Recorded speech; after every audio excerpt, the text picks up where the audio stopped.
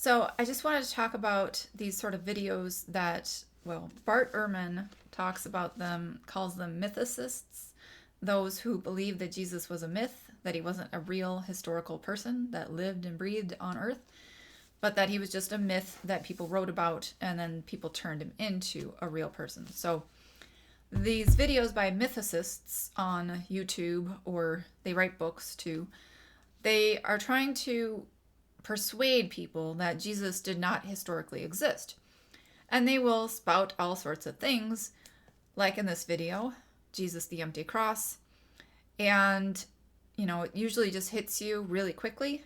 The person speaking will usually just say, this happened, this happened, this happened, this happened, that didn't really happen, and then move on to the next thing and, blah, blah, blah, etc. This happened, this happened. And never really give you a time to sort of lean back and think, are they telling me the truth?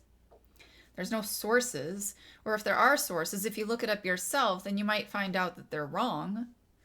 And so that's why I just wanted to do this video. Just sort of a warning. I don't think I want to pick apart the whole entire video or all the other videos like Zeitgeist and things like that.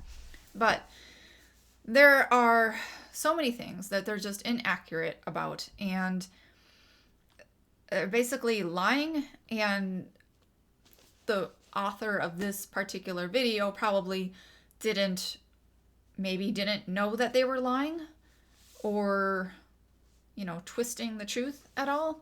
Maybe they might have just read a book and then said what the book said, which I might read from this book about Did Jesus Actually Exist by Bart Ehrman. I'll leave a link below if you want to actually just buy it yourself. But that's not going to be this video.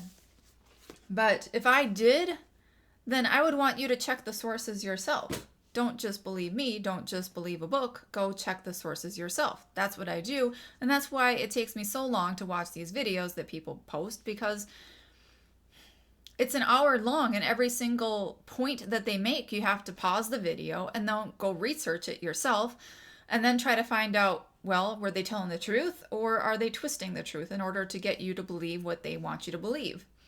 In this case, it seems like it's a bit of twisting, but I'll let you be the judge. You go research.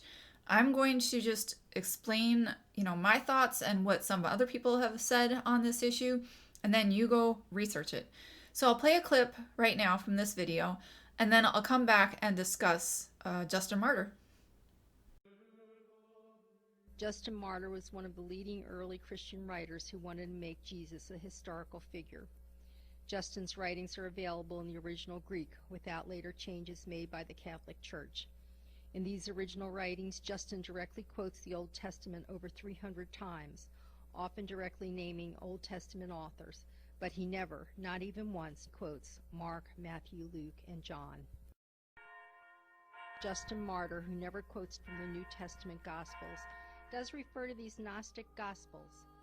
In his writings, Justin continually argues with the Gnostics about whether Jesus really existed. From his writings and others, historians can reconstruct the arguments of the Gnostic Christians who knew that Jesus was not originally a historic figure. Justin's original writings are proof that the four Gospels did not exist before his death in 165 AD. So I'm just going to read from this real quick. And it says, in his new book, Did Jesus Exist? Referring to my discussion in The Christ Conspiracy of the 2nd century dating of the New Testament Gospels, Bart Ehrman summarizes a contention in my work about whether or not the early church father Justin Martyr mentioned or quoted the Gospels, thus providing proof that they existed in his time. After presenting the contention, Ehrman then comments in brackets, the 2nd century church father Justin never quotes or mentions any of the Gospels. And then this is Bart Ehrman commenting on his quote. This simply isn't true. He mentions the Gospels on numerous occasions. Typically, he calls them memoirs of the apostles and quotes from them, especially from Matthew, Mark, and Luke. So, the author of the Christ Conspiracy is trying to say that Justin Martyr did not actually quote from the Gospels. Bart Ehrman says that he did. And also, This page talks about Justin Martyr and about the fact that he did not supposedly quote. It says here, in reality, Martyr does not quote from the New Testament text, but apparently uses one or more of the same sources employed in the creation of the Gospels, as well as other texts long lost. Furthermore, no other writer subsequent to Martyr shows any awareness of the existence of the Gospels until around the year 180. It should also be noted that Martyr's works did not escape the centuries of mutilation and massive interpolation done to virtually every ancient author's works, which makes the disentanglement all that more difficult. So, we don't know what the original Gospels were. What they're trying to say is that he didn't quote the canonical ones, as in the ones that the church, the Roman Catholic Church, described as canon. But that doesn't mean that there weren't actually early followers who actually had Gospels, like the Recollections of Clement or something, that got turned into the canonical ones. So we don't have those. And what we do have could have been changed so much that it sounds different, and we wouldn't know where everything came from. It's all mixed up. But the fact that we don't have them doesn't mean they didn't exist. Right? Everybody knows that the Catholic Church wanted to hide things and twist things. And I'm going to read some of the stuff about Justin Martyr and whether or not he actually did quote from the Gospels. And what you really should do if you want to find out the truth is just read Justin Martyr's works. I'm just sharing what I found from just a quick search.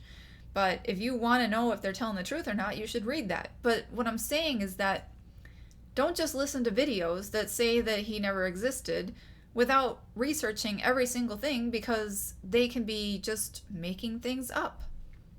So now we have Bart Ehrman saying that, Justin Martyr was quoting the Gospels, and we got people in this video who probably took it from the book about the Christ conspiracy, saying that Justin Martyr didn't quote from the Gospels. So you have to study it yourself. You have to check it out yourself. You can't just listen to what they say. This is from Wikipedia. It is not an original source or anything. But this is what the general idea is about Justin Martyr. It says, scriptural sources. Justin uses material from the synoptic Gospels, Matthew, Mark, and Luke, and the composition of the first apology and the dialogue, either directly, as in the case of Matthew, or indirectly through the use of a gospel harmony, which may have been composed by Justin or his school. And it says also, however, his use or even knowledge of the Gospel of John is uncertain. One possible reference to John is a saying that is quoted in the context of a description of Christian baptism: unless you are reborn, you cannot enter into the kingdom of heaven. However, Koister contends that Justin obtained this saying from a baptismal liturgy rather than the written gospel. All right. When you're on things like Wikipedia, if there's a little number here, you can click it, 41, and it will tell you where they got that information from. And then you can research that yourself. And I also found this PDF here. It says here, a preliminary point to be made in questioning Dr. Dodd's unhappy sentence is that Justin, not almost certainly, but quite certainly, quotes from the fourth gospel. Citations which Mr. Dodd has in mind are presumably such slightly uncertain ones as, Jesus Christ is the only proper Son who has been begotten by God, being his word and first begotten. That's from Apology, from Justin Martyr. Who being the first begotten of God is even God. The food from which our blood and flesh by transmutation are nourished is the flesh and blood of that Jesus who was made flesh. We are happy to die for the name of the good rock which causes living water to burst forth for those who are willing to drink of the water of life. It's from Dialogue. They call him the Word because he carries a message from the Father to men. Scoff not at the King of Israel as the rulers of your synagogues teach you. The 8th day wherein Christ appeared when he rose from the dead. Though one need not claim that such citations as these, even in aggregate, are more than almost certain references to the fourth gospel, it is not possible to accept the following as anything less than a fully certain quotation from it. Catechisms catechumens are regenerated in the name of the Father, Son, and Holy Spirit, and receive the washing with water. For Christ also said, Except ye be born again, ye shall not enter into the kingdom of heaven. It's from Apology, the first one. This is a plain word-for-word quotation from John 3:3, which appears nowhere in the Synoptic Gospels.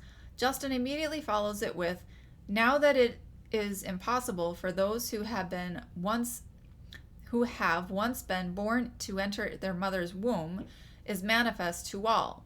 This is equally plainly a reference to the query raised by Nicodemus in the following verse, John 3:4, also found in no other gospel. After a short parenthetical reference to the saying of Isaiah about scarlet sins being made white as snow, Justin then adds, This we have learned from the apostles. Even if we have not yet an explicit mention of the memoirs at this point, there is none in either apology. It is difficult to see how the baptismal rite, so closely associated with a fourth gospel, ipse dixit of the institutor of that rite, both being indivisibly referred to the apostles, can be anything less than the ascription of a fourth gospel quotation to an apostle's memoirs. At any rate, the first part of Dr. Dodd's objection falls to the ground. It goes on to talk about other stuff, but I'll leave the links below to these things if you want to check them out yourself. This is from Justin Martyr. This is where it says, For Christ also said, Except ye be born again, ye shall not enter into the kingdom of heaven. That's the quote supposedly from John. And this is a different version, but the same, it's just a different translation, which they even put John 3:5 right there, just so you know it was referencing it.